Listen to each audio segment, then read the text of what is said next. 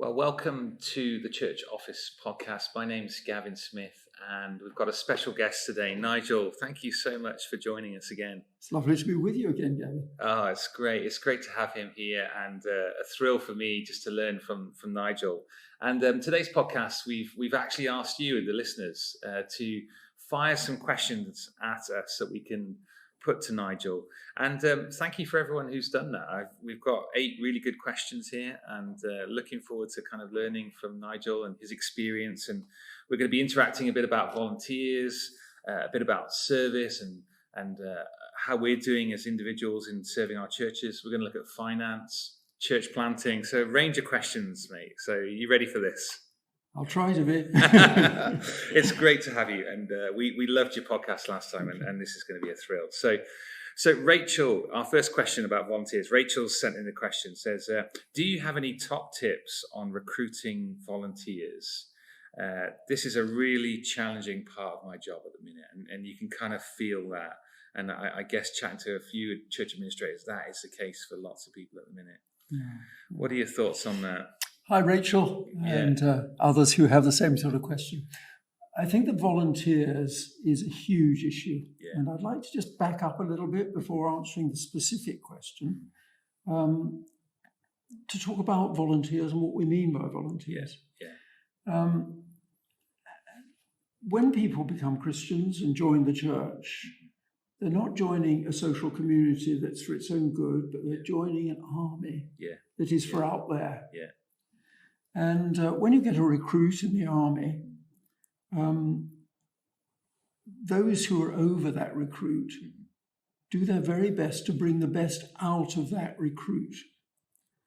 But they also tell that recruit what to do. Mm-hmm. So there's a certain kind of relationship there with members of the church, which is a bit similar.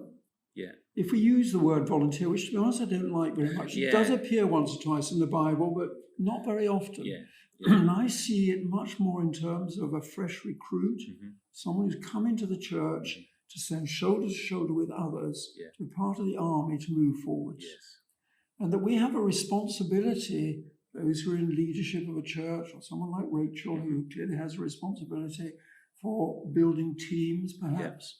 Yeah. We have a responsibility for putting people in the right place so that their gifting is allowed to be expressed. Yeah. David in 1 Chronicles, when he was kind of out in the wilderness, as it were, men came to him and says, "We are yours, David." He didn't have to say, "Can I have some people to come and help me?" No, they would, on the right front foot, say, "No, we want to move forward in this mission, whatever it is, scary as it is." And so I would back up a little bit from Rachel's immediate question, almost talking to those who are leading and shaping the church. Is there an atmosphere, an atmosphere in the church of serving and of the privilege of serving and of the desire for my gifting, whatever that is, to be built and allowed to flourish? I would then say, starting to address Rachel's question, that recruiting volunteers or finding volunteers is not ideally about standing up on a Sunday saying, "We need some people to help with the children's work. Anyone out there?" Because the people who respond to such a request are those who are already overstretched, who have a tender conscience. Yeah, that's true. Whereas what you really want is to say, "Sue, David, I see a real gifting in you, maybe only embryonic, but you love children. I can just see it in the way that you watch families and so on. Yeah, it's good. Have you ever thought of serving in the children's work? Maybe just give it a trial for a month or 2, see how you get on, so that you're giving people the dignity of knowing they've been recognized, someone's noticed them, that they're not just there as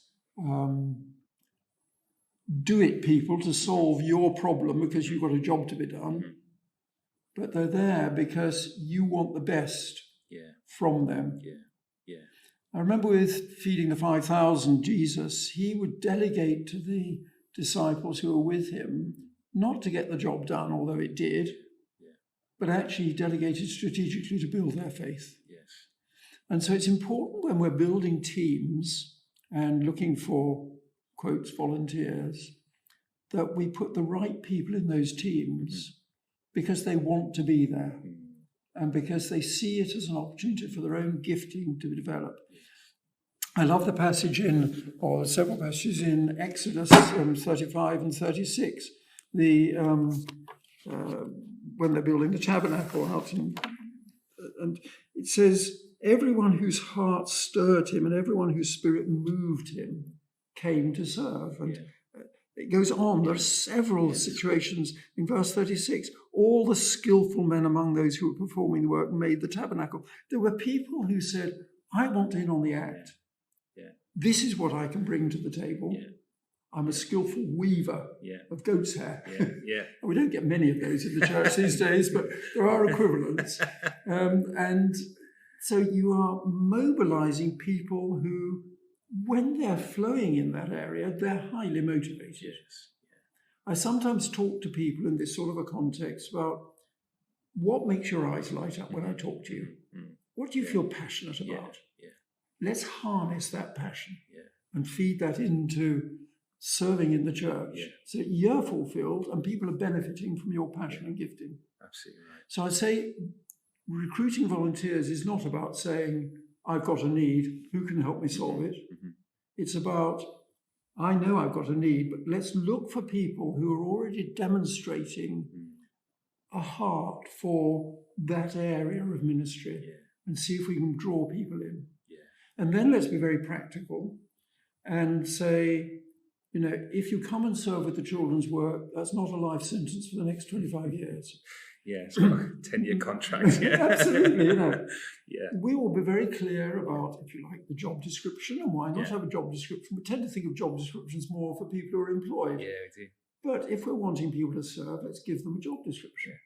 These are the things we'd love. Now, I'd love you to add into that job description from your experience and your creativity. I'm asking you because you're more gifted than me. So you feed in the things you can bring to this to enrich it and fill in the colour. Let's try it for 3 months. We'll do a review at Christmas. We'll, at the end of a year, I want you to feel very free if you're serving there to say, I've enjoyed the last year, but I'm going to put it down now. So it's not a life sentence. So people know that they're not getting caught up into something that they then can't get out of or get embarrassed if they do. So that touches on some of those things. I hope that will help you, Rachel, just to think through.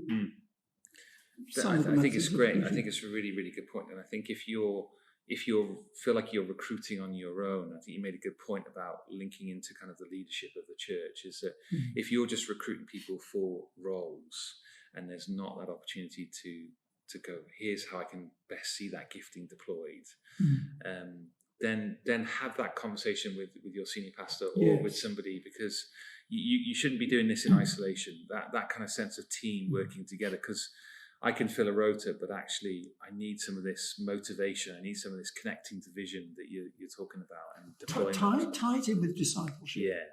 And it's not just a task to get done. It's discipleship. Great vehicle for discipleship is serving. It refines people. It talks about their character. It helps them to become punctual and turn up and be reliable and not suddenly just not arrive. I remember in a church I was in some years ago now, it was in Brighton, but I mean, some years ago this happened. We were quite short of people to just do the stewarding on a Sunday. So I said to the administrator, I wasn't the administrator of the church, I was an elder, I think probably at that stage, I said, I would like to lead one of the stewarding teams. And I then approached certain people who I knew were good at hospitality, because that's the sort of person you want. I said, will you serve with me on a rota? We'll do 2 Sundays in the month, or whatever it is. I will tell you what to do, and then we'll review it, and I want you to be punctual. And everyone turned up, served faithfully. I thanked them, and that's an important part of it as well.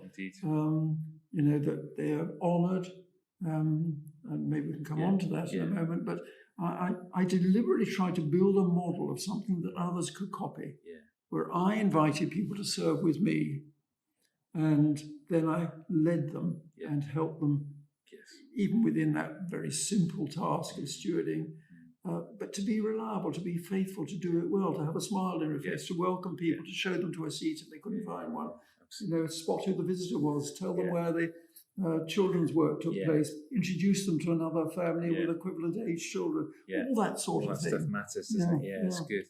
One other thing I just add in here, and Rachel, this might be helpful as well, is that, since we've kind of come back out of COVID and churches are kind of jumping straight back into what they were doing before, there needs to be some sort of analysis sometimes where it says, actually, do we have the capacity to keep this ministry going?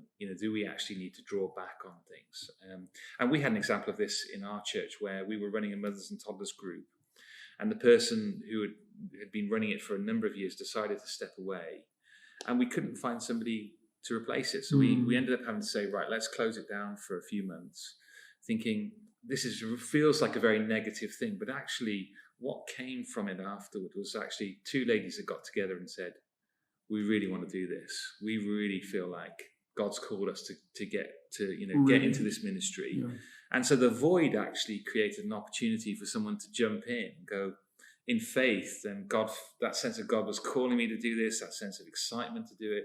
And we were able to deploy them straight away into it. And it's flourishing. And you think it feels negative to actually sometimes stop a ministry, but actually some of those things are important steps that go, Gavin, that's opportunity. So courageous and so helpful. Yeah. That's such a good point.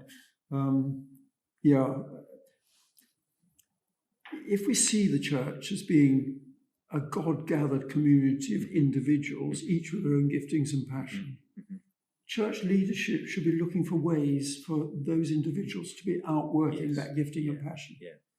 Not recruiting people with gritted teeth to fulfill some ministry that they think they ought to be doing.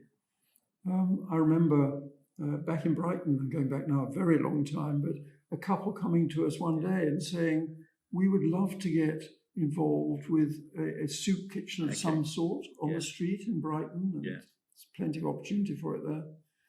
And we said, well, your track record from a previous church, and they came well to us, we know that you're good at this sort of thing. Let's do it. As soon as we publicised that, another 40 people came forward and said, we've just been waiting for the leadership.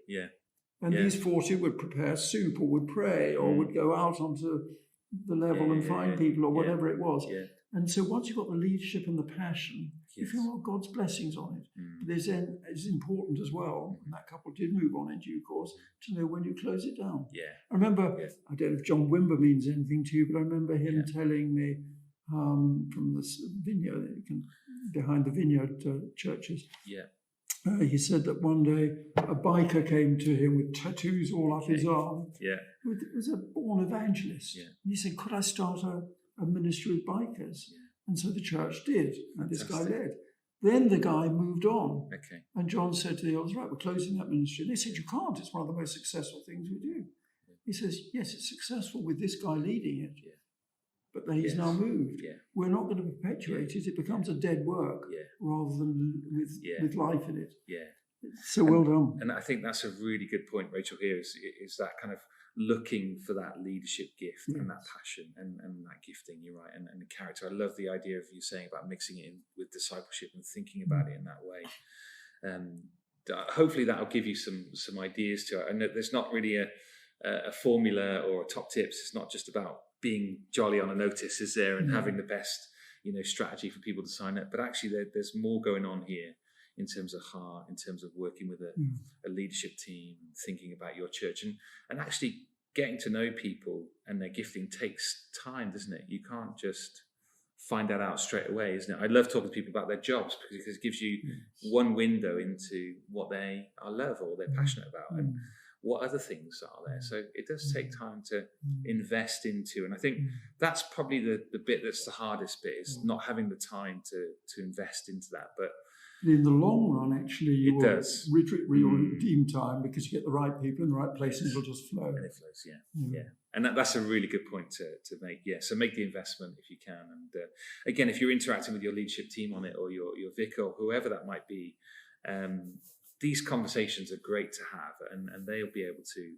hopefully be able to support you to find the right time, the right priorities, and which ministries might need to stop, what ministries need to create a capacity because they're flourishing. I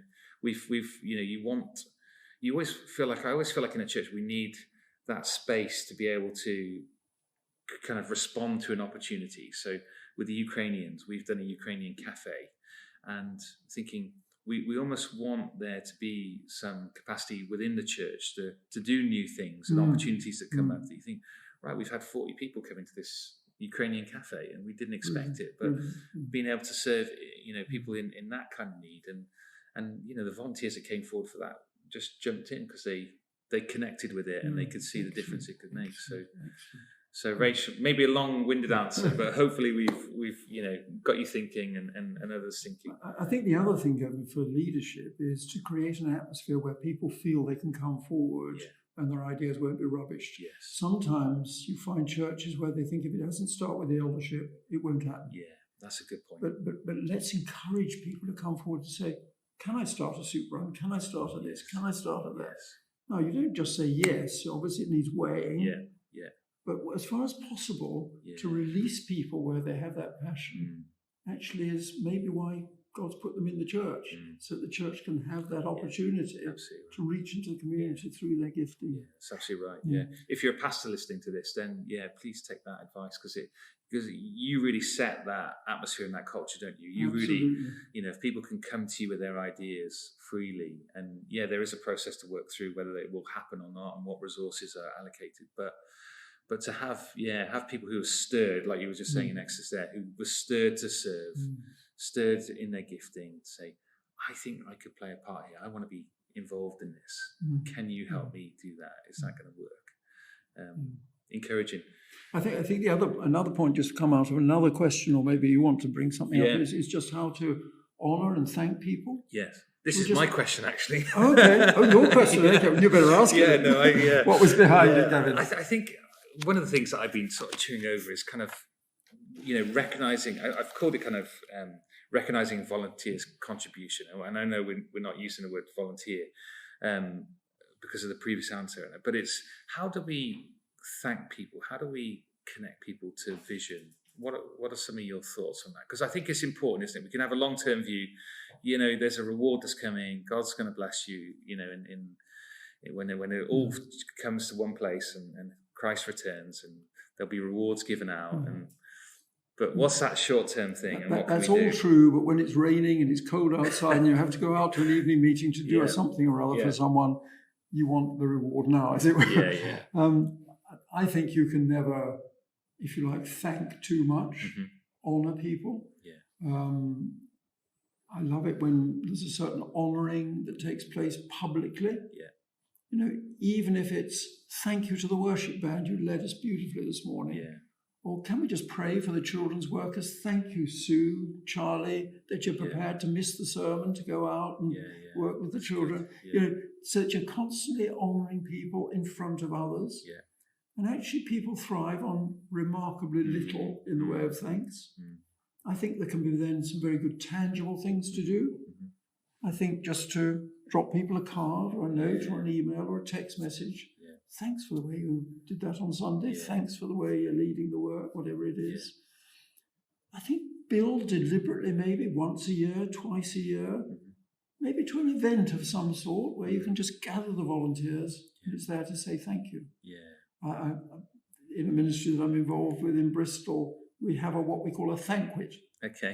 Once a year for the volunteers. And we give them a really nice meal and we just say thank you and update them on what's happening with the ministry and so on. Maybe an outing in the summer or something with their families. There are lots of creative ways you can do it. Even perhaps just a gift token at Christmas. But don't just assume, we've got that team sorted, right, we'll go on and think of other things. No, they're people. And we all just like that honouring. And it's very simple, it doesn't cost a lot. No, it's right. But you may well be holding on to people as well, because they're feeling fulfilled and valued. I think it goes back to, just to add to what you're saying, if you've got a team leader who's leading a team, say the car park team or something, and how do you think we could bless this car park team? What are your thoughts? So this isn't just me thinking, right, this is how we should thank you, but actually what would make a difference? And for some it might just be buying a round at a pub, and having a drink together and just thanking one another. And for others it's a meal is great, or like you say, a card is good. I know I've been blessed by receiving a card saying thank you so much for you doing the difference it makes. And it's a little thing, but that's nice. They've thought of it. And I think I want to see it in a way that kind of recognizes grace in other people. So that's an evidence of God's work in you. And I want to point that and celebrate that, because they may not even see it themselves. Someone's faithfully served, and sometimes we can just get on and do what we do and not realize actually the difference that we are making until somebody stops in a role, and then you go, oh wow, that we really lost somebody here. So how do we celebrate grace, and how do we find ways to encourage them? I'm just you said that they may not see it in themselves. I think this is often so true. So just going back to the illustration I brought about creating a stewardship team and looking for people with the gift of hospitality. I went to one or two people and I said, you are such an encourager. Oh, what do you mean? Well, I see how you quickly go to someone who's brought a prophetic word on a Sunday and just say thank you, or you go to someone after the sermon and say thank you, or to a worship. You're an encourager. Doesn't everyone do that? No, they don't. No, they don't. It's you. That's something peculiar with you. Yeah, absolutely. Oh, thank you. So to recognise that, to help people to see who they are, what their gifting is, and so on, is itself honouring, bringing dignity. It's all about relationship, and loving people and wanting the best. And I totally agree. And I think it's, I've always tried to, one of the things that people have heard on the podcast before is my passion about connecting the practical ministry to the vision. And so people don't always make that connection. So, I particularly, think about our media team and our PA team. These guys make it possible for people to hear the gospel preached from the stage because they're doing what they're doing, and they don't realize. So sometimes just pointing out, saying, do you know what, if you didn't serve that, people wouldn't hear the good news of Jesus, they wouldn't be discipled, they wouldn't hear the ministry of the word, and all those things make a difference to this family. And people don't always connect it to the gospel, but if we can do that work for people, I think that will encourage their faith and encourage them to do more and serve more and just find a real enjoyment in what they're doing, which is important as well. And typically the less conspicuous ministries, if you like, the less platform ministries, the behind-the-scenes ministries of administration and so on, very few people in the church are actually going to come and say thank you. Because it just happens. It's just part of the way this church runs. They don't stop and think, I wonder how that happened. And I used to say to my teams who ran conferences, for instance, I said, don't expect anyone to come and thank you. I will do that. But the only reason people will come to you is when it's not working. We don't want any of that. So don't expect people necessarily to come to you. Our role, as you rightly say, is to create an atmosphere where people can meet with God. That's actually why we're here. Absolutely right. And so we're just looking for the ways of helping that to happen. To usher that along. That's good. So thank you, Rachel, and my own question for that, volunteering, and I think I just need to be more intentional. I think that's my conviction. I think I need to do more.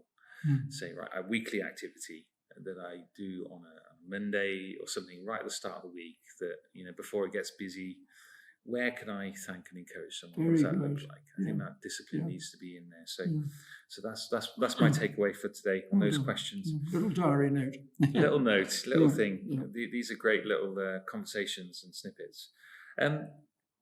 Third question then, talking about sort of service, and I mean, it builds onto this. How do you sustain a long service in Christian ministry? I mean, you have, and others have. I think this is coming from somebody who's been involved in ministry for 20 plus years. So what are some of your encouragements or, non-negotiables, I guess, of what you've put in place to help you serve in a long capacity? Good question. Interesting question. I think first, let's just unpack a little bit about what involvement in Christian ministry means. Because I think there are those, and I would certainly count myself amongst them, who felt a real call from God. I mean, in my case, from the age of 9, believe it or not, that I knew I was called.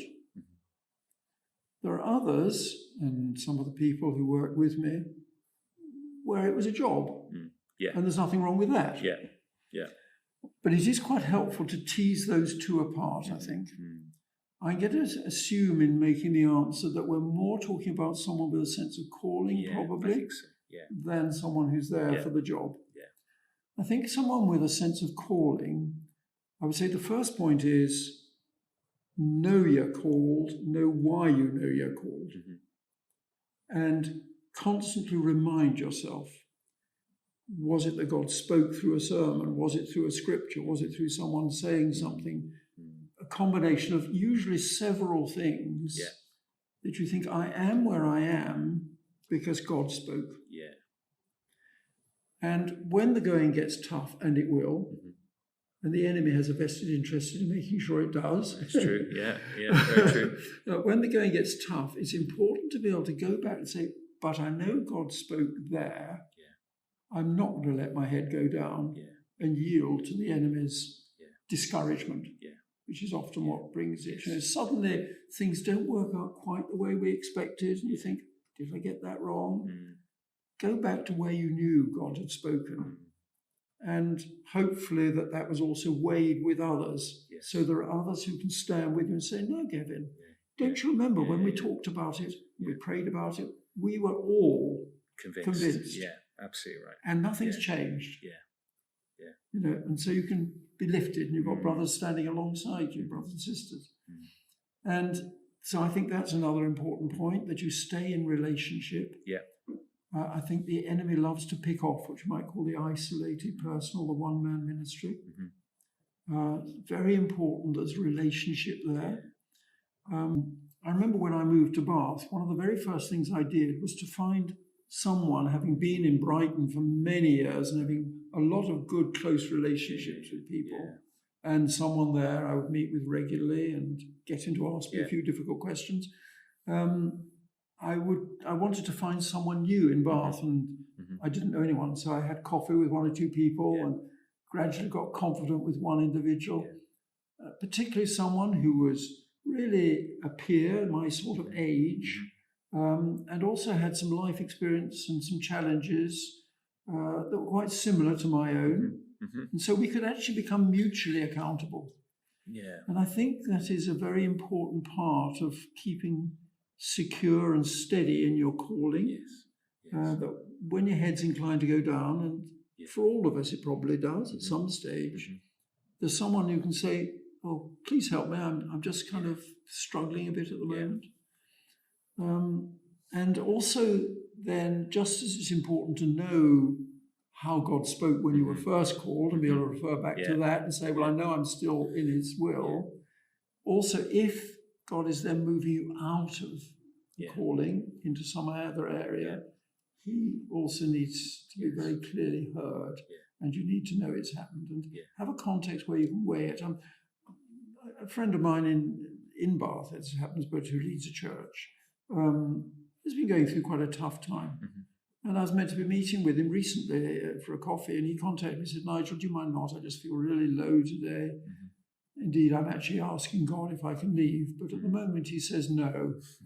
And I thought, well done, that you are prepared not to just go with your own inclination and get out of it, but you're saying, God, is now the time, and you're still prepared to hear from God. And so obviously I'm going to help him and support him, as are others, to go through this difficult period. So does that kind of scratch, do you think, where the person who was asking this question was? I think you pick up some really good points there, because you know, ministry and working for a church is a tough job, and I don't think people outside of the church who've not been in a role realize how challenging it can be, and some of the temptations, some of the difficulties, some of the pressures. So I think that's the first thing to recognize. It's not an easy thing. This is a tough thing. So to have, the fact that you might have been serving 10, 20 years is recognize that wonderful grace of God to you that's got you to where you are. And I love the point where you reference back to that calling. I think that's so important. But for me, the real take-home point here is friendship. Yes. How do I find real, genuine friendship that can support me in this role as I journey through this thing? And there might be friends who say, do you know what, the season's coming to an end. Are you asking those questions? Because sometimes those friends prompt me to think about things. Yeah. Are you still doing this? Have you still got a heart for this? You don't seem as joyful as you were previously. What's going on? How are you feeling? How's it going? That those kind of real friendship questions make a difference, and entrusting people and setting those up, I think seems like a real key to that long service. And I think part of that friendship, Gavin, also is people who you can be totally transparent with, knowing it will not go anywhere else. Yeah. And they pray for you. Yeah. Peter Wagner, many years ago, wrote a book called Prayer Shield. Okay. And I've often encouraged people in ministry, whatever level of ministry, to make sure you've got 2 or 3 friends who you can say, I'm going through a tough time, or I'm just going to a difficult meeting or something or other. Will you pray for me? And that prayer shield, that prayer protection, that prayer covering is very important. Yeah, it is. And just yesterday, funnily enough, I think it was the day before, someone who prays for me regularly, he wrote me, says, okay, what's happening the next 3 months? Yeah. I was able to say this, and this, this is an area that I'm thinking about a lot at the moment. Please pray for me in that. Yeah. Just to know that happens. Yeah. And you see the effect of it. Suddenly that meeting went much better than I expected. Yeah. Why? Yeah. Well, because God's been allowed into it, Yeah. Can I also just say a little bit about seasons of life? Yeah, I think that'd be good. Because, I think that it's very easy to follow the world and say, well, it's your working life and then you retire. I don't see retirement in the Bible. I think retirement is a function of the pension funds. Okay. They've got to have a date somewhere where they start paying out, But nevertheless, there are seasons. Yeah. And so for myself, when, for instance, I came off the payroll, I didn't see myself as retiring in terms of I'm going to go and play bowls every day, much as I do enjoy bowls, not that I've played recently. But much more, okay, God, what is this fresh season of life? Yes. And I had a very good advisor, good friend, still very good friend, who really helped me and said, Nigel, you need to see that where you have been a hands-on, make-it-happen guy till now, your value from now on is going to be your experience and your acquired wisdom from the years. Maybe even a part of what we're doing today is an example of that. Yeah, I think so. When you've lived long enough, you've learned a few tricks on the way. And so the season of life changes, but that doesn't mean you're less in God's will and calling and Christian ministry. Yeah. We're all in Christian ministry if we're Christians. Yeah. Some are paid to be, others are not. Yeah. The pay is perhaps a function of time. Yeah. It's not a status. Absolutely. It's a function of time. That if I have this secular job, I'm so busy I can't give myself to the areas of Christian ministry that I want to. Yeah. So I come full time. That's really all it is. Yeah. People tend to give it a little bit of an aura and a mystique, but it isn't. It's just someone else pays you. I agree.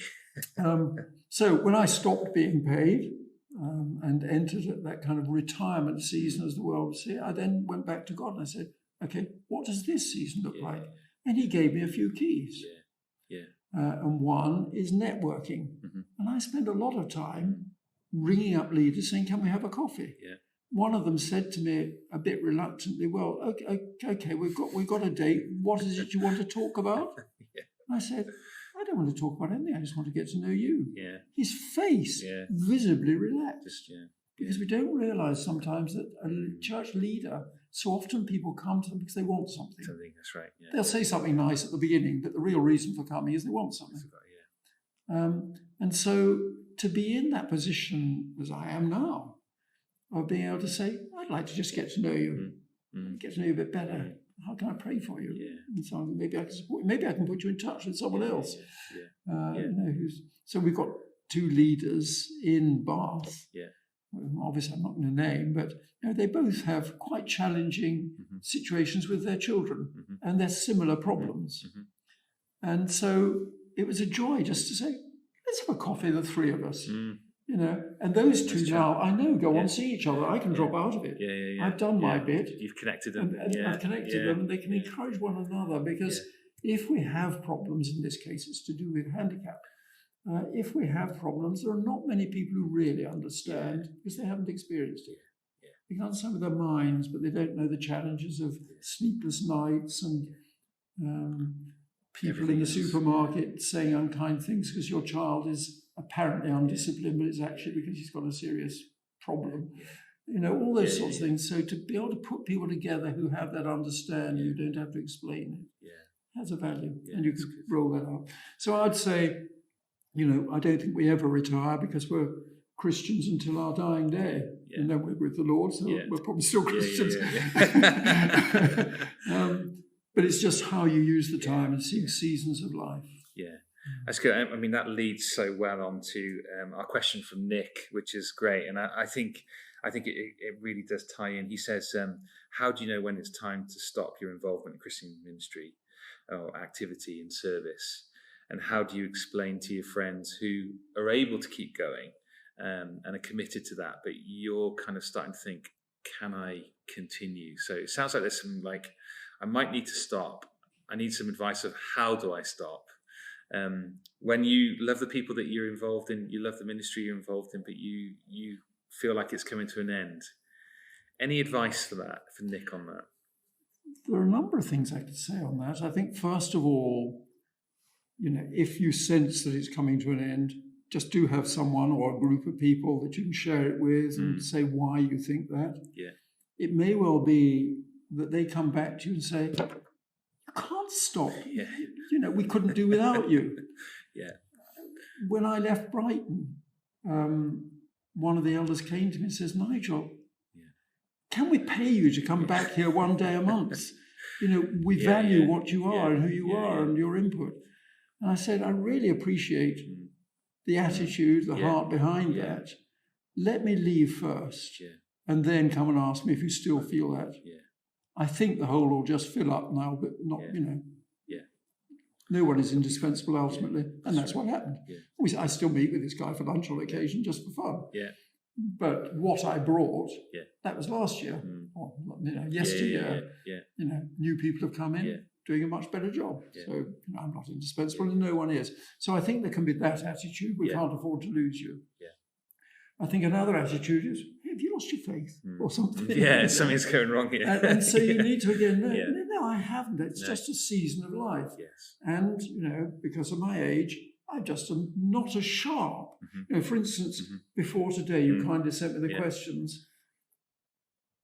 I could have answered off the top of my head, but I thought, no, I'm going to do a little bit of work, because I know that I'm not mentally as sharp as I was 20 years ago.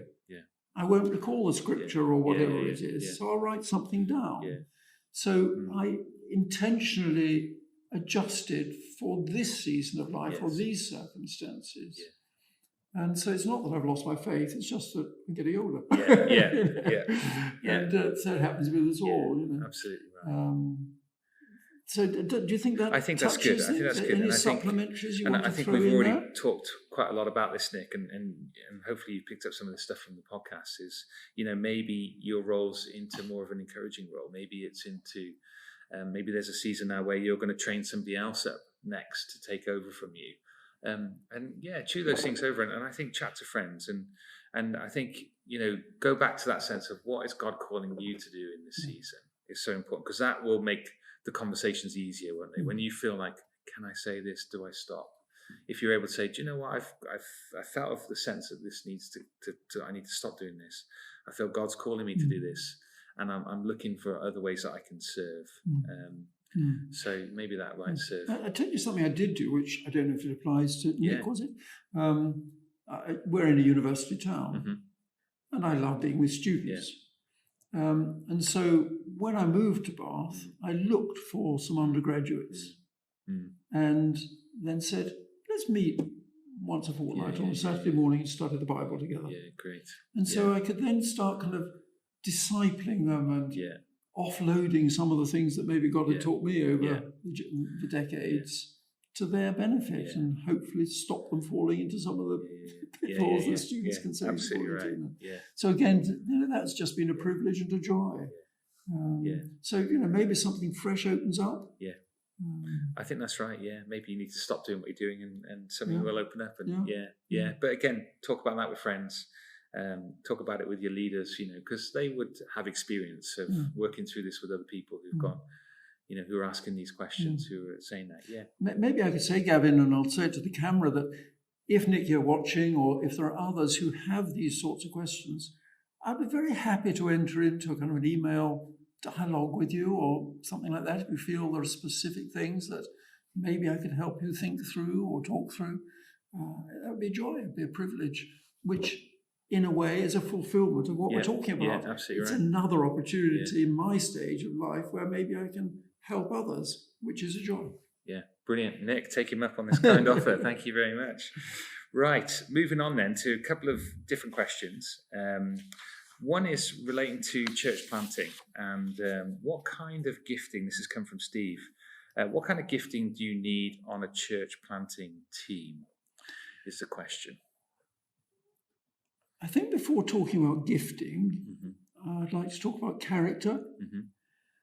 You're hard pushed to find any job description for anything in the Bible. What is an apostle? Well, what did Paul do? What did Peter do? What did Barnabas do, etc.? They all did different things, but there are some fundamentals in that. Well, they seem to lay a good foundation. They seem to build straight, etc. They seem to be teachers and so on. So you can kind of sort of construct a job description, but it's not an apostle does this. Similarly with elders, similarly with deacons. And actually what they tend to get back to in the Bible, what the Bible gets back to, is character. Yeah, it's good. So an elder, not to be drunk, a husband of one wife, etc. Deacons likewise, it says in 1 Timothy 3. That's right. It's all about character. And it's almost as if God is saying, if you've got the right character, I'll trust you to get on with doing it, whatever way you want to do it, as it were. So coming back to the specifics, what giftings do you want for a church plant? Well, obviously, there are certain giftings you do want. You want someone with a gift of teaching and preaching. Obviously, someone who could be a worship leader. Probably someone to look after children and so on. But I would say overriding all those things, it is a relationship and maturity of character and spiritual maturity. Is the starting point. You can almost put anyone together if you've got those. And it may be there isn't even a very strong teacher, and so you set about it in the early days in a slightly different way. By sharing, by interacting, by doing Bible study together. Let's dig down into it by listening to something on the internet. So if God has called someone to plant or a team to plant in a certain city, I think you then start saying, well, okay, if these are the people who planted, what are the giftings we've got? Now, in the case of the church I'm in at the moment, which is a plant in Bath, we have one person who's very good at leading worship but doesn't have a lot of time. And so we're praying quite a lot that we would have someone else to come alongside as a worship leader.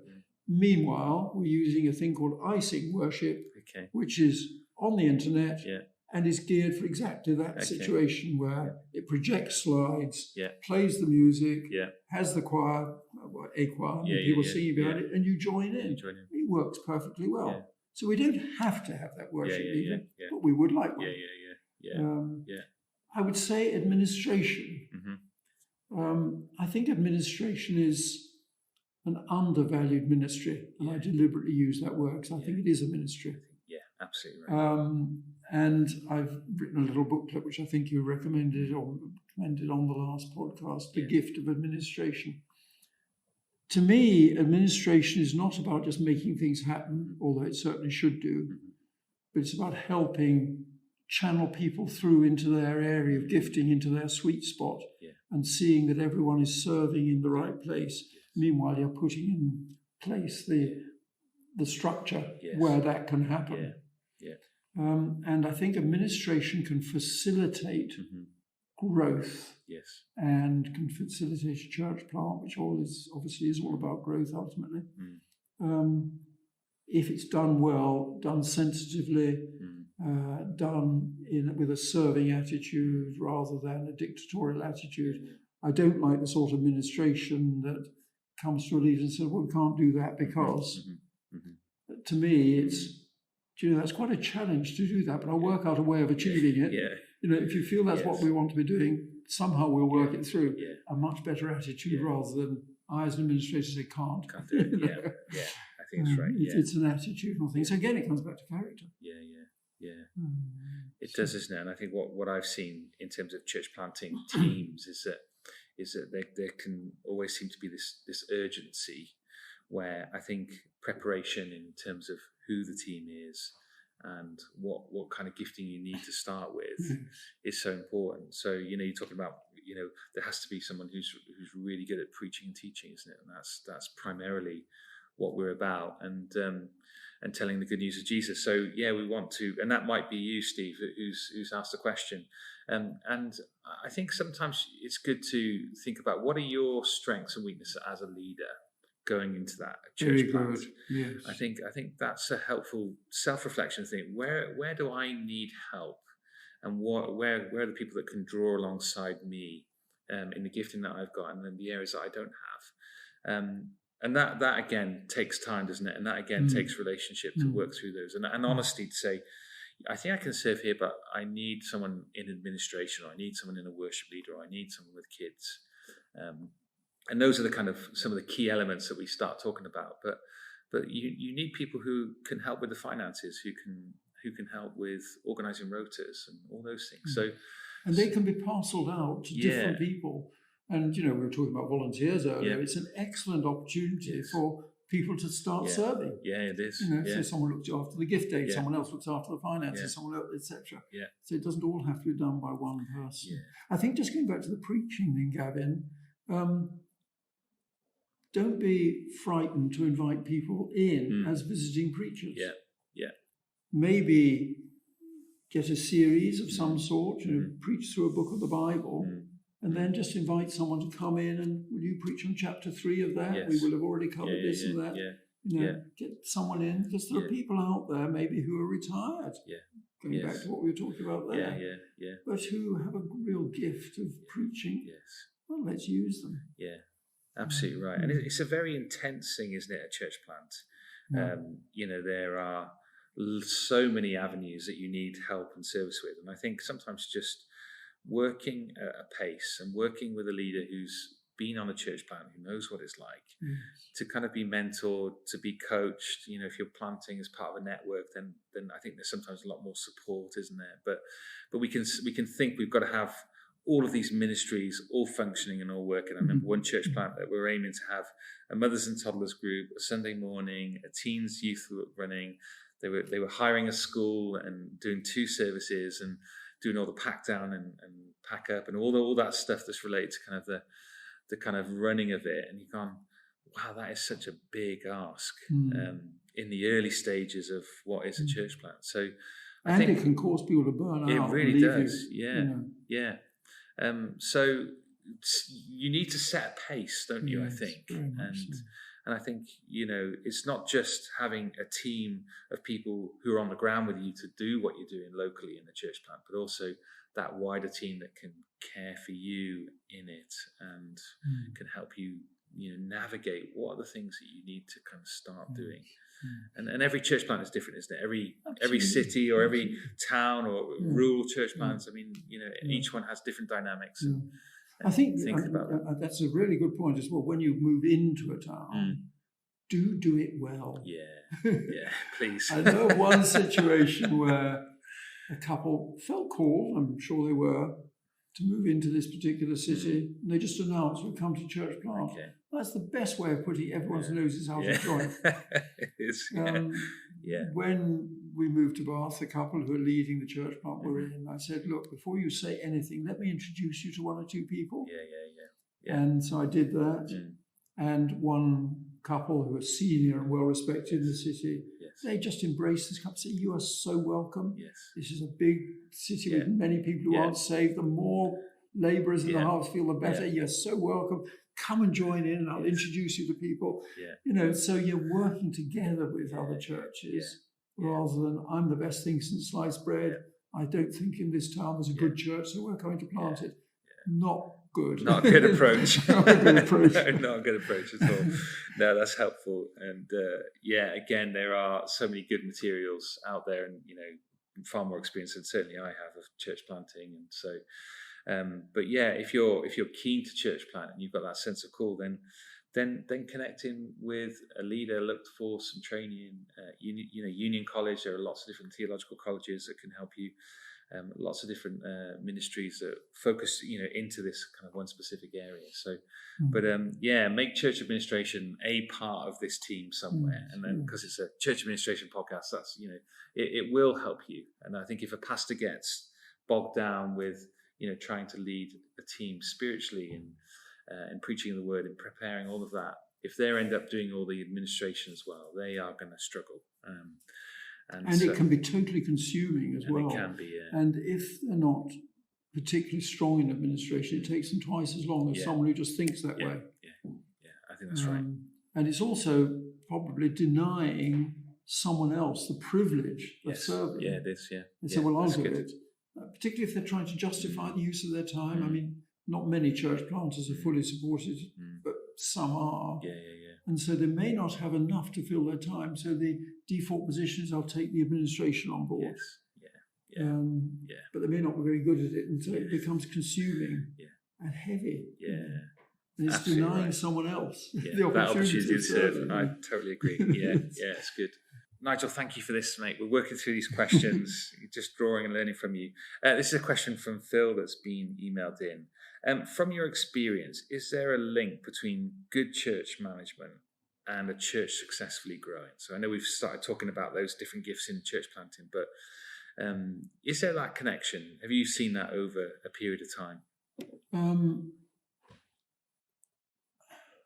Yes, I've seen it, but I've not seen it formally and analysed it enough yet. But I would say just to repeat a little bit what we have said, but I think it's very appropriate here, that the church management and church administration, I think, needs to focus on how to release people into their gifting and how to make the church attractive to the people who aren't in the church. If we believe, as I passionately do, the church exists primarily for those who aren't in it. Exactly right. How do we get the people who aren't in it into it?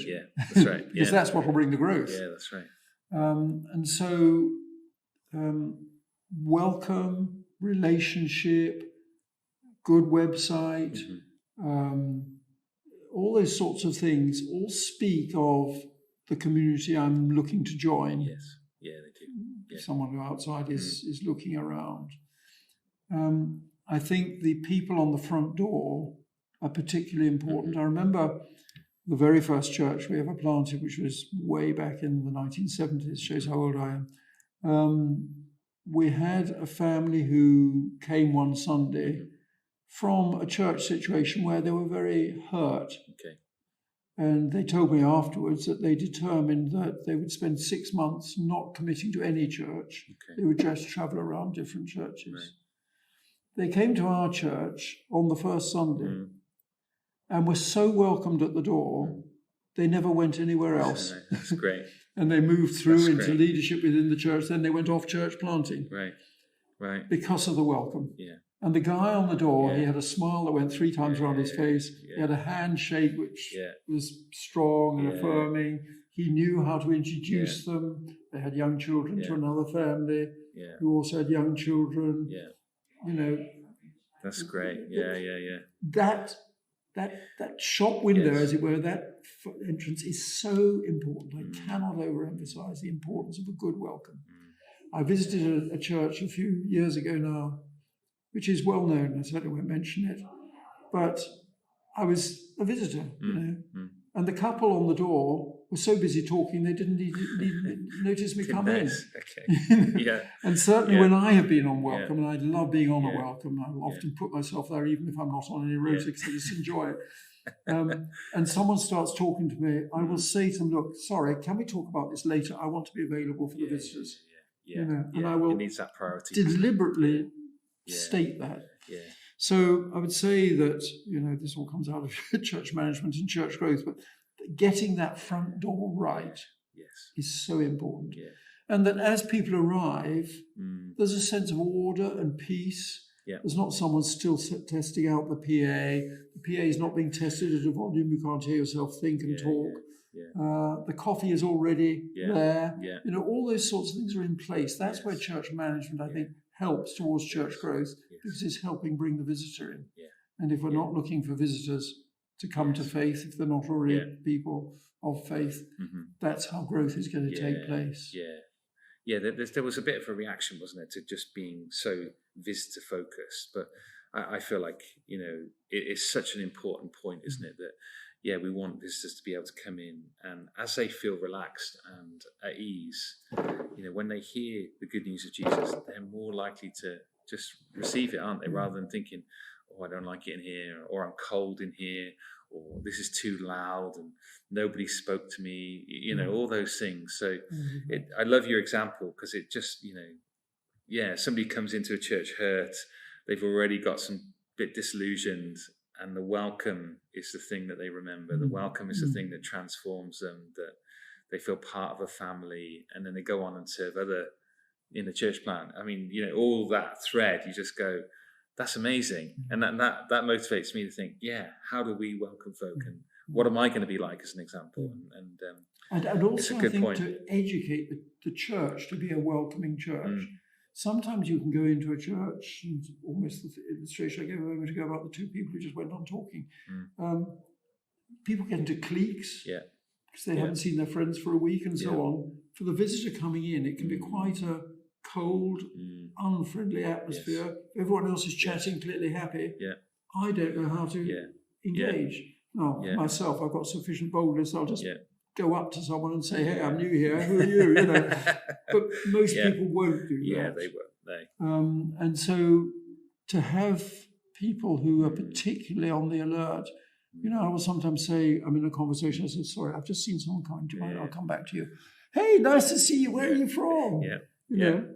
And I will do that quite culture. Intentionally. That there isn't just the welcome team responsible, but you're right, that broader, and that does come from the leadership, doesn't it? That actually, it does. We want to be a welcoming church, not just a welcoming team. And it's not about saying it from the front; it is about modelling, doing it, and doing it. I think you're right. People, that's the culture of our church. Absolutely. This is how we do things. So you're creating it by modelling it. And there's so many practical things that you can think about. Having the right tools, having a good communication in the church, being able to, connect people, being able to give people clear times when they're serving and on their rotas, being, role descriptions, all these things will enable people to find a place to fit, be able to serve, find joy in what they're doing, and I think those things make a difference to, what we're saying about church growth. The things that you love, you talk about with your friends, don't you? And if you love your church and love being part of this family, you will go out and tell people about your family and what you're passionate about. They'll bring their friends. That's right. It is. I mean, I think getting people serving quickly is also very good. We've got a young man from, I think it's Indonesia or Malaysia, who's just recently, within the last month, come to our church. And quite quickly we learned he was a bit of a musician. So last Sunday he's sitting there on the drums. Great. Wonderful. And it doesn't really matter if he's not very good. But he now feels accepted and a part of it. Actually, I think he's a guy of huge potential. I expect great things of him. But nevertheless, we quickly, in a unthreatening way, said, hey, how would you join in with the worship team? Come play the drums. Absolutely right. He was as happy as anything. Absolutely right. And he's not going to go away in a hurry. because he's been accepted and welcomed in. That's right. I think that's good. And I think on this point here is, certainly, we exist for those outside the church. So what events and things that are we doing that's reaching into the community, that's reaching into unbelievers? How do we ensure that we do those things really well, that people are fed well, they come to something that's organized, that's well publicized, that they feel that they're welcomed when they come. Those outward facing ministries are really, go down to the details. How, get somebody involved who loves details, who loves the planning, who loves to be involved in things, because those events can make a real impact on people, can't they? That we can underestimate actually. So I think that's where I see some of the connections, in terms of growth, rather than just transfer growth, but actually new believers. We want to see people changed by encountering God, but also make sure that at the end of any such event, there's a thread that people can continue to follow through. Yeah. Quite often, if there's a visitor in our church, I'll maybe chat to them over a cup of coffee before the meeting. Before they go, I'll try and get a chat to them. And again, I said, it'd be lovely to see you again. No pressure at all with what I'm about to say, but we do have a WhatsApp group where we tell the church when the next meeting is and so on. Would you like your name on there? Yeah. And people are perfectly feel, no, I'm not ready for that, which is fine. Yeah. But if you kind of get them onto the WhatsApp group, they then can subliminally be picking up little bits of news that are going on. They're learning about the feel of the church, even if it doesn't directly apply to them. Yeah, that's right. They're gaining something. That's very helpful. So I think there is, like you were saying, I think there is a connection. I think if you feel like your church isn't growing, and I don't know whether that's a question, we don't know the context for Phil here, but if that is the question, then maybe get some help from outside. Say, what could you do differently? Would you come and visit us on a Sunday and just think about, give me some feedback? Because we do come in familiar, don't we? Yes, we do come, we know the pattern, we know how it works, we know the flow. But for a new person, what's happening? I mean, we announced on Sunday, right? The teenagers group on Sunday are going to go to the landing for their session. And, what's the landing? Where do they go? As a visitor, somebody explain that. And so actually getting that kind of little bits of feedback, I think do help. So. And another thing you can do, which I've done on occasion, I don't always do it, but I've done on occasion, I'll go to someone who's been coming along for 2 or 3 weeks and say, just tell me, what was it like when you first came here? What were the things that you didn't understand or we didn't make clear or you didn't know where it was or whatever? That's good. I'll do that also incidentally with employees. I'll go to them after 3 or 4 weeks and say, what do you see here that I'm not seeing because I'm too familiar with it? It's so surprising the way you do that. Or we never hear about when the staff prayer meeting is on. We just suddenly found everyone suddenly disappeared. Where has everyone gone? So just to get some feedback like that. It's the only way. You really can't see your own context as an outsider. You can try, but you really can't. But there's an impact for someone who's coming into a fresh environment of things that strike them that you can learn from. And I remember what you were saying about in Acts 6 before about, the problem that arose there, and, people were deployed, deacons were deployed to go and feed these widows. And, you read later on in the text that, the word was preached and the church grew. And many were added, and you go, that was great. So there clearly was something that happened there that brought some organisation that resulted in fruit. And I think that's kind of the link here is definitely there. So lovely. Good.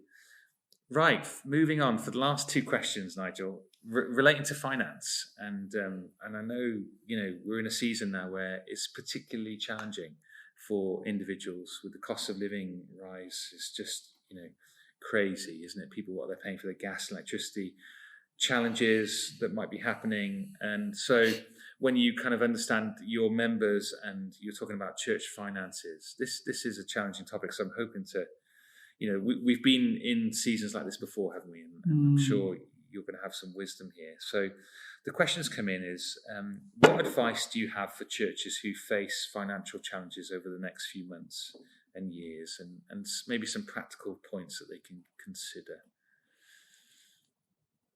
It's a hard one. This is a hugely challenging topic, and we do need to unpack it. And let's interact to do so. Strangely, I would say start with budgeting. Yeah. Sometimes I've travelled a lot overseas, as I think you know, and I've talked about things like budgeting in Africa, and their response has often been, "But we haven't got any money." Yeah. And I've said, "No, but that's why it's so important to budget." Yeah. So when you get some money, you know what the priority is because you've already decided in advance, this is what we're going for. Yes. And I think we're in a season within the church like that now because of COVID and the current crisis and so on, where maybe the giving anyhow is going down because some people left with COVID and didn't come back afterwards and so on. And now we've hit huge inflation in the UK, and I don't know how widely this podcast goes, but it's fairly worldwide. Yeah. And so, you know, there is less money to achieve what we wanted to do. Yeah. I think it's a chance to review what we're doing and how we're doing it. Almost get a fresh commission from God that we should be serving in these areas. I'm very mindful of that famous quote of Hudson Taylor's, which I probably won't get word perfect, but something like God's work done in God's way will never lack God's supply. And, you know, Hudson Taylor never appealed for money, nor did George Muller. And yet he built 5 or even 6 huge orphanages in Bristol. And God always provided what they needed. So let's not be so practically orientated that we forget we're in faith. We're a people of faith.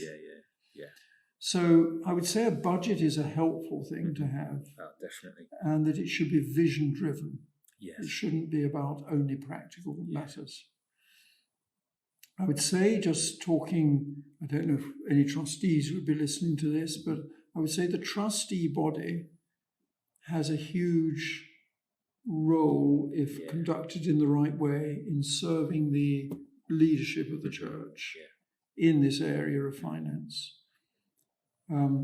And trustees and elders, I think, should be very much one team with different expertise. They should never be conflicting. And sometimes, and you've done a podcast on this, sometimes you find eldership teams and trustee bodies at each other's throats. I mean, that is so unglorifying to God. But the trustees can have a very useful role to play because they tend to be people who are in the world, as it were, more than perhaps the spiritual leadership of the church is. That's good. It's sensitive to what's going on. And I see the role of trustees, and I've chaired trustee bodies for many, many years. I see the role of trustees first, making sure that all the finances are well in order, and that the elders, if it's an eldership-led church, that the elders are fully in the picture about what the situation is with finances and how the consequences of any decision they may be making, what the consequences are, and whether the finances are there to do it. And I won't accept the little phrase, "Oh, we're in faith for that." I will dig. Because sometimes we're in faith is actually saying, well, we don't know how to solve this problem, but I'm optimistic. It is. Yes. And that for me is not good. If you're in faith, you need to tell me in what way you're in faith, how God has spoken to you to allow you to say that. Once I'm satisfied as a trustee that the decision-making leadership understand the financial consequences of a decision they're making, I'm then very happy to come alongside them and with them to be on my knees praying, God, will you provide? Which is where the faith is exercised. But be sure you know the facts first. So we're in a situation of recession, of crisis, or whatever you'd like to call it. How do we handle it now? I would say review all that you're involved in. Obviously trim the budget where you can do so. But try to identify what the essence of the ministry is and what the peripheral matters are. And don't lose the essence. The church needs to be strong and available at this time, not in survival mode. You know, for the world to be able to come to the church, they say, yes, so welcome. We know how difficult it is out there. You're in a safe space here. You know, that they should be able to come to the church with that attitude is brilliant. I'm encouraging our own church, and I know others are as well, to try and begin creating a pot for people who can't pay their electricity bill and so on. Yeah. Let's help people to walk through the practice of life. And, it may be that we take a special offering. I don't know, we haven't decided yet. But we'll take a special offering because there are one or two people in the church for whom the crisis is going to be an inconvenience, but it's not a serious financial impact. Yeah. Their earnings are such they're going to that be it's not going to be a problem. So maybe we take a special gift day, a love offering that we can set aside to help people who, again, very definitely feel the challenges that are going on now. So, I think these are approaches, but do you want to come back to me on any of this? No, I think they're good. I think I like your point about budgeting, because I do meet lots of churches who haven't in previous years had to budget because they've always had funds there. And so I think budgeting exercise, I think a review of that is really, really helpful. I think for a church administrator, the advice you're giving there about, I can sometimes feel the responsibility as I'm the kind of final stamp that says, yes, we can afford this. But actually, I like you kind of reposition it and say, actually, let me make sure you have all the facts. And then I'll stand with you if that's a decision that you make. And I think sometimes I can feel the responsibility, but actually saying, maybe actually I need to kind of share that responsibility, or actually not take responsibility for it. I was going to say, ultimately, it's not your responsibility. It is a trustee. You are serving the elders and in the legal framework, the trustees. Absolutely right. You shouldn't be carrying the weight of that responsibility. Yeah. You'll be alert to it. Yeah. But what you do with it, you then say, look, to your leader or something or other, you just need to know that. Yeah. Yeah. We haven't got any money next month. That's right. That you won't get paid. But that'll make people But you shouldn't feel the weight of that responsibility unless you are also an elder, in which case you should. Then you are. But but it's ultimately important to recognise that, isn't it? Yeah. But it's easy for the leadership of the church to say, well, Gavin's so good at this, we'll let him get on with it. Yeah. And with that comes an implied level of responsibility that is beyond really why you're serving in this way. And this is really helpful because, the next question someone's asked is how do we work through the tension of faith and finances, which is really what we are talking about here. Because all these two questions do come together, isn't it? We have to have this recognition that times are tough for people. And so an awareness that actually we need to recognize that people are going to maybe find it more difficult to give in the same way that they could have done before.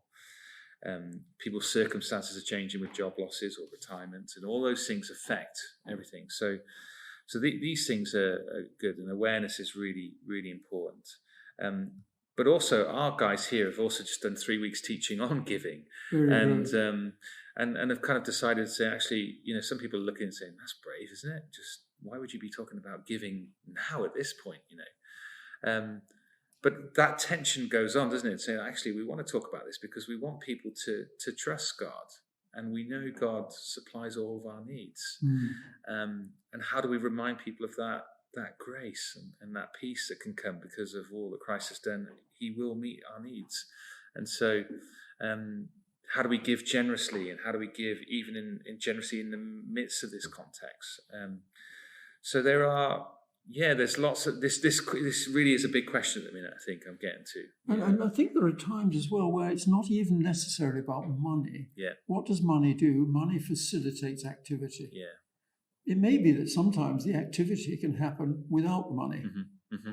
Because there's someone in the church who's gifted. Yes. We needn't employ this person to do that job or whatever. Yes. There are other ways. Yeah. I'm interested in that quote that I brought for Hudson Taylor's. It was God will supply all your needs. It wasn't God will give you all the money you need. To build the ministry that you want. Yeah, that's right. The supplying needs can be bringing people resources and so on to get things done. Yeah.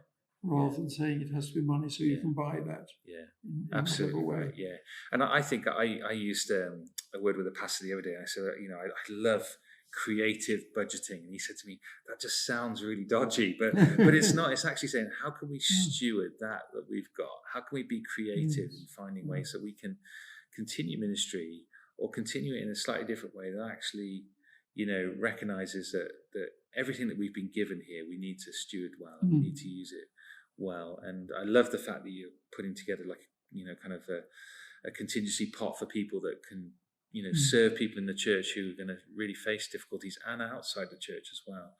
And I definitely encourage churches to think about that as part of their budget. Really useful. And the scripture says God loves a cheerful giver. And I think that's true of the church as well. That, if the church is generous. Yes. I mean, I've been in churches in Brighton for a long time, and we would, I'm not saying very frequently, but we would on occasion give to another church because the ministry they were doing, they needed money and we weren't doing it. Yeah. And so let's get behind them and just honour them and bless them to get on and do it. So I think that if we can see church in that sort of way, that it's a kind of a facilitating community. And it may be that others come to us and say, look, you seem to have a lot of students who are very poor at the moment. Maybe we can give you £100 for each student or something. That's absolutely right. But I think thinking on the top of the head, that's not happening. It's, if you're a student out there thinking, great, I get £100 here. It's true. It's good. But I do think having conversations with trustees and elders or PCCs and key leaders, getting the facts, finding out where we're at. If you're a pastor listening to this, you might need to take a greater interest in the finances in this season than you might have had before. You may need to ask questions about things, in a slightly different way. You may not be able to bring your 100th idea to the table and see it work through because of the season that we're in. And actually, I think there's that working together, praying together, and saying, let's trust God together all on this point. We want to bring in a children's ministry worker. Let's trust God that the finances will come through for that. And we can stand and do that together. Where there are other things you say, well, actually, we can't feed the church this week like we might normally do, but we're going to draw that back. So some wisdom in just taking the time, I guess, which is the important thing here, isn't it? Take the time to review these things and to consider these things and make a plan from there. And obviously to just look at what you're doing and say, well, are there things we needn't do or we can do more efficiently or in different ways, just being responsible in terms of the kind of the housekeeping of the church as well. And stewarding things well. Can I just say a word just more about having mentioned trustees, and I know that you've done a podcast on it, but just to say trustees need to be spiritual people. I have sadly seen too many cases where trustees have been appointed because of their gifting and worldly experience, their business or something like but they're not spiritual people. And they come from a different decision-making framework and can cause real mayhem in the church. So in appointing trustees, I urge any leaders who are listening to this podcast to start with the spiritual before the gifting. And the character as well. And character exactly right. and all that side. I think that really does. It will help reduce the conflict, and in that sense, I think you're absolutely right. Take your time in choosing people and make it work.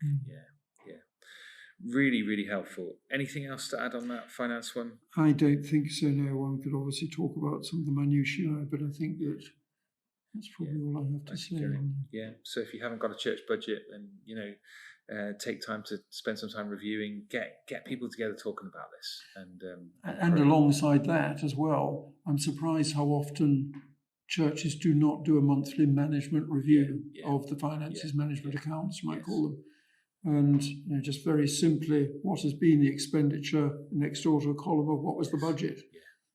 Both on the income and expenditure side, and be rigorous in reviewing that. Absolutely right. So that you know when something's gone wrong. It's much easier to change course as soon as you see you've gone slightly off course than when you realise you're miles off course and try to pull it back. Absolutely right. And you need to do that on a monthly basis. That's really helpful. That's really helpful. Thank you so much for your time. Thank you for coming on the podcast and serving me and the listeners. Just really thrilled to learn from your wisdom. It's a joy to be with you all again. It's great. This once twice. And there's we've said before, if you've got any emails that you'd love to, questions or follow-up questions, please send them into questions@thechurchoffice.co.uk. We'd love to hear it. Nick, if you're listening, connect with Nigel, and we'd love to be able to serve you in that way. Please check out the website for more resources, and if there's anything that we can do to help support you in serving behind the scenes in your church, then please get in contact. We'd love to be able to bless you, pray for you, serve alongside you and encourage you. So please do that. Well, until next time, we'll see you on the podcast. Thank you.